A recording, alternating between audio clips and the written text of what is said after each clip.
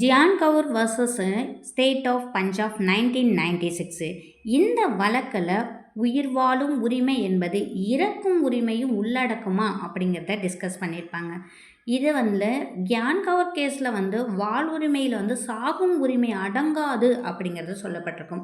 இதுக்கு முன்னாடி நம்ம பார்த்துருக்கக்கூடிய P Rathinam versus union of India அப்படிங்கிற வழக்கில் வாழ்வுரிமை வாழாமல் இருக்கும் உரிமையை உள்ளடக்கப்படும் அப்படிங்கிறத சொல்லப்பட்டிருப்பாங்க.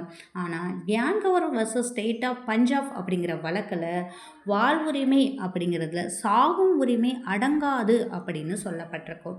ஏன் அப்படி சொல்லப்பட்டிருக்கு அப்படின்னு பார்த்தா இதோட ஃபேக்ட் என்ன அப்படின்னு பார்த்தா ஐபிசியில் செக்ஷன் 306 அண்டு 309 பற்றி சொல்லப்பட்டிருக்கும். 306 என்ன அப்படின்னு பார்த்தா தற்கொலைக்கு உடந்தையாக இருக்கிறது, இல்லைன்னா தற்கொலை செய்ய தூண்டுறது அப்படிங்கிறத சொல்லப்பட்டிருக்கும்.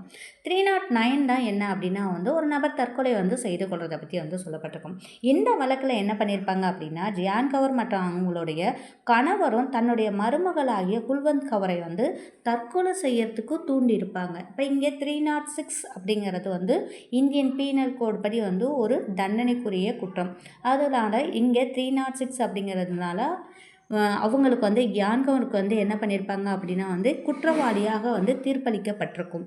அப்போ இந்த வழக்கில் என்ன சொல்லப்பட்டிருக்கோம் அப்படின்னா ஒரு உரிமை அப்படிங்கிறது ஆர்டிக்கல் 21 கொடுக்கப்பட்டிருக்கக்கூடிய வாழ்வதற்குரிய உரிமையில் வாழாமல் இருப்பதற்கான உரிமை உண்டு அப்படின்னு சொல்லப்பட்டிருக்கு. P Rathinam versus union of India வழக்க சொல்லப்பட்டிருக்கக்கூடிய தீர்ப்பை இந்த வழக்கில் நிராகரிச்சிருப்பாங்க.